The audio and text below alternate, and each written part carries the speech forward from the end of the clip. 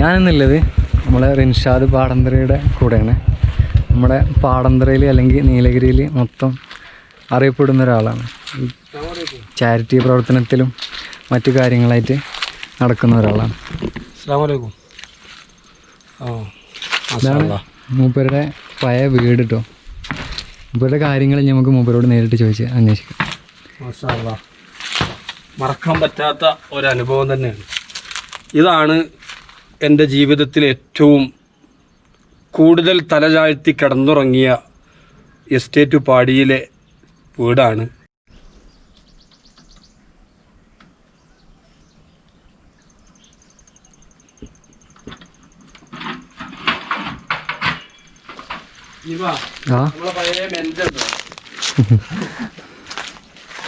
നമ്മളെ അരിയൊക്കെ ഇട്ടച്ചിനെ അന്നത്തെ കാലത്ത് ഇതാണ് നമ്മളെ റിൻഷാദക്ക താമസിച്ചിന് പെരയാണത്. റിൻഷാദ് പാടന്തറ എന്ന് പറയുന്ന വ്യക്തി താമസിച്ചിരുന്ന വീടാണ്. ഈ മൂലയിലാണ് ഞാൻ കടന്നിരുന്ന കട്ടിലുണ്ടായിരുന്നത്. പ്രിയപ്പെട്ട സൗഹൃദങ്ങളെ, അടുക്കള എന്ന് പറയുന്നത് ഇവിടെ.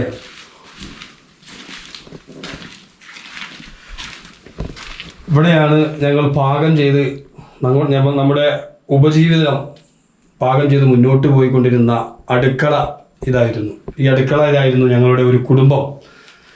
ഒരുപക്ഷെ ഈ തറയിൽ വരെ പായിട്ട് കടന്നുറങ്ങിയ ഒരു സമയം കഴിഞ്ഞു പോയിട്ടുണ്ട്. എൻ്റെ ഉമ്മയും ഉപ്പയും കടന്നിരുന്ന റൂമാണ് ഈ കാണുന്ന റൂം.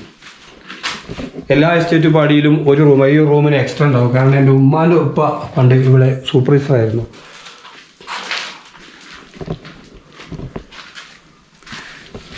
ഇതാണ് ടൈപ്പ് ആടിയിൽ എല്ലാ വീടും ഇതേപോലെ തന്നെ ചെറിയ പെരകളൊക്കെയാണ്. അതേപോലെ ഒരു വീട്ടിൽ ജനിച്ച് വളർന്ന ആളാണ് നമ്മളെ പാടന്തരയിലുള്ള ഭൂരിഭാഗം ആൾക്കാർ.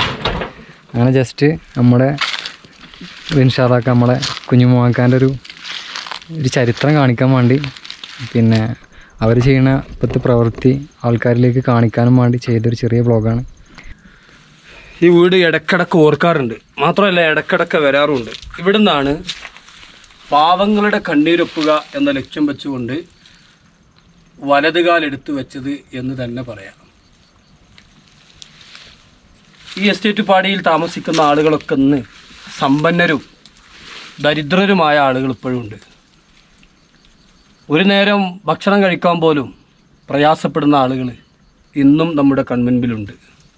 മരുന്നിന് ബുദ്ധിമുട്ടുന്ന ആളുകൾ.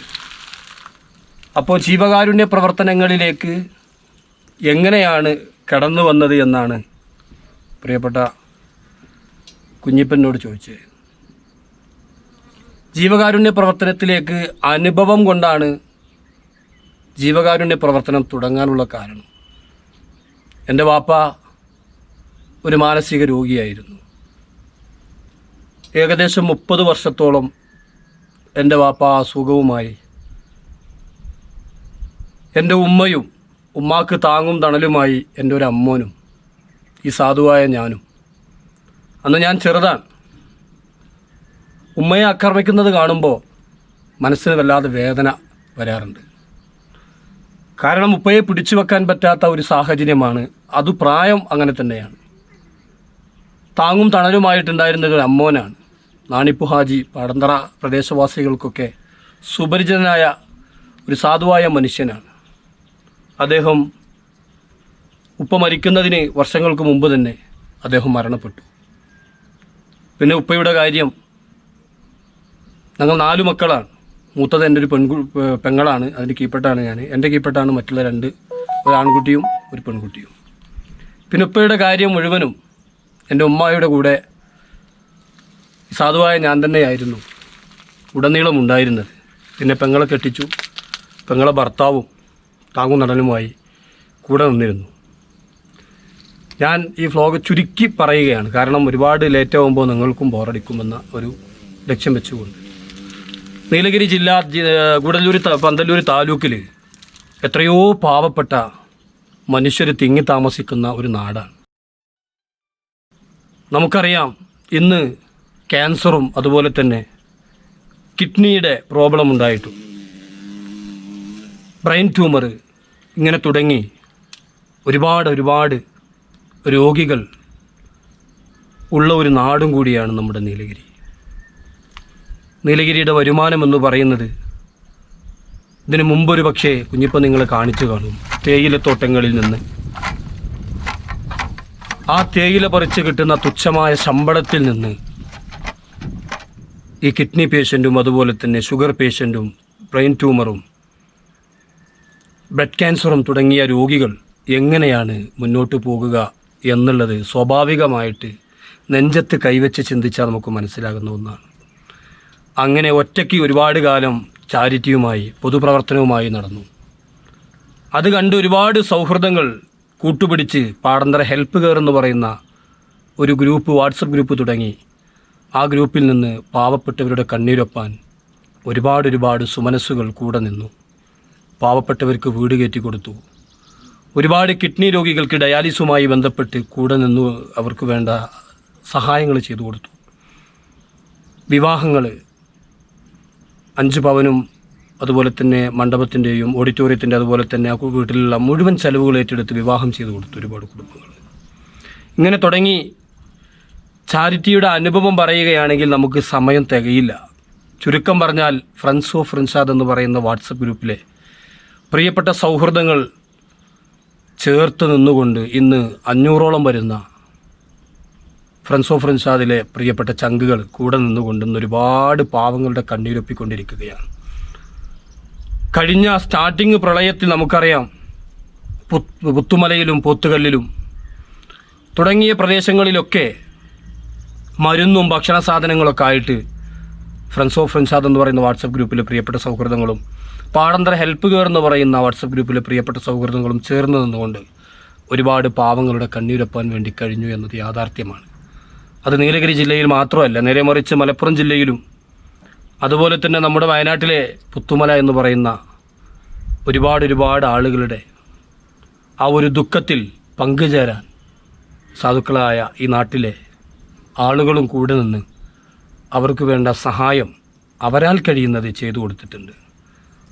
ഇതിൻ്റെ ഇടയിലൊക്കെ വിഷമമുള്ളൊരു കാര്യമെന്ന് പറയുന്നത് പ്രിയപ്പെട്ട സൗഹൃദങ്ങളെ, നമുക്ക് വേണ്ടിയിട്ടല്ല നമ്മൾ കൈനീട്ടുന്നത്. നേരെ മറിച്ച് പാവപ്പെട്ടവരുടെ കണ്ണീരൊപ്പാൻ വേണ്ടി, പാവപ്പെട്ടവരുടെ വിഷമം അകറ്റാൻ വേണ്ടി, വിശപ്പകറ്റാൻ വേണ്ടി അവർക്ക് വേണ്ടി ഒരു ഗ്രൂപ്പിൽ നിന്ന് കൈനീട്ടുമ്പോൾ സുമനസ്സുകളായ ഒരുപാട് ആളുകൾ ചെറുതും വലുതുമായ സംഖ്യകൾ തന്നുകൊണ്ട് അവരുടെ കണ്ണീരറിഞ്ഞ്, അവരുടെ വിഷമങ്ങൾ അറിഞ്ഞ്, അവരുടെ ദുഃഖത്തിൽ പങ്കുചേർന്ന് അവരുടെ വിഷമം അകറ്റുമ്പോൾ അന്നത്തെ രാത്രിയിൽ സുഖമായി കിടന്നുറങ്ങുക എന്ന ലക്ഷ്യം വെച്ചുകൊണ്ട് മാത്രമാണ് ഇങ്ങനെ ഒരു ചാരിറ്റിയുമായി മുന്നോട്ട് പോകുന്നത്. നമുക്കൊരു രാഷ്ട്രീയ പാർട്ടിയിലെ ഒരു ഉന്നത നിലയിലെത്തണം എന്നൊരിക്കലും ഒരാഗ്രഹവും ഇല്ല. ഒരു പഞ്ചായത്ത് മെമ്പറാകണമെന്നും ഒരിക്കലും മനസ്സിൽ ധ്യാനിച്ചിട്ടില്ല.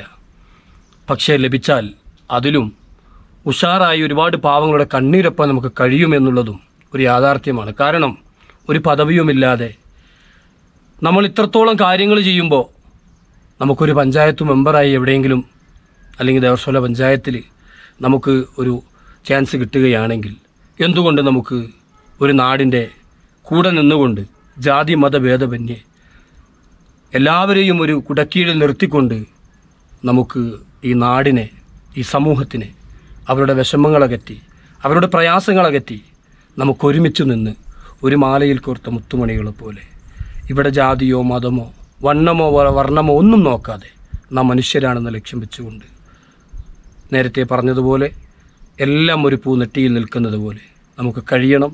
അതിന് കഴിയട്ടെ. മാത്രമല്ല, അവസാനമായി എൻ്റെ പ്രിയപ്പെട്ട സൗഹൃദങ്ങളോട് ഓർമ്മപ്പെടുത്തുന്നു, ഭക്ഷണത്തിന് ബുദ്ധിമുട്ടുന്ന ആരെങ്കിലും നമ്മുടെ പ്രദേശവാസികളായിട്ടുണ്ടെങ്കിൽ തീർത്തും സാധുവായി എന്നെ നിങ്ങൾ വിളിക്കണം. എൻ്റെ നമ്പർ 9486190522 എന്നാണ്. ആ നമ്പറിൽ നിങ്ങൾ ബന്ധപ്പെടണമെന്നും എൻ്റെ പ്രിയപ്പെട്ട സൗഹൃദങ്ങളോട് ഓർമ്മപ്പെടുത്തുന്നു. അതുപോലെ തന്നെ മരുന്നിന് ബുദ്ധിമുട്ടുന്ന ആളുകളുണ്ടെങ്കിൽ ഒരിക്കലും മരുന്ന് കുടിക്കാതെ, മരുന്ന് വാങ്ങാൻ പണമില്ലാതെ നിങ്ങളാരും വിഷമിക്കാൻ പാടില്ല. നമ്മളെല്ലാവരും രക്തങ്ങളാണ്. നമ്മളെല്ലാവരും ഒരു കൈകോർത്തുകൊണ്ട് മുന്നോട്ട് പോകേണ്ടവരാണ് എന്നോർമ്മപ്പെടുത്തിക്കൊണ്ട് ഈ കുഞ്ഞിപ്പാൻ്റെ, നമ്മുടെ സുഹൃത്തിൻ്റെ ഈ ഒരു യൂട്യൂബ് ചാനൽ നിങ്ങളെല്ലാവരും സബ്സ്ക്രൈബ് ചെയ്യുകയും അത് ലൈക്ക് ചെയ്യുകയും ഷെയർ ചെയ്യുകയും ചെയ്യണമെന്നും ഓർമ്മപ്പെടുത്തി, തെറ്റുകളും കുറ്റങ്ങളുമൊക്കെ നമുക്കെല്ലാവർക്കും ഉണ്ടാവാം. നമ്മളൊക്കെ മനുഷ്യരാണല്ലോ. അപ്പോൾ അതെല്ലാം തിരുത്തിക്കൊണ്ട്, സ്വയം തിരുത്തിക്കൊണ്ട് എല്ലാവരും സൗഹാർദ്ദത്തോടെ ജീവിക്കണമെന്നും ഓർമ്മപ്പെടുത്തി നന്ദി, നമസ്കാരം, അസ്സലാമു അലൈക്കും.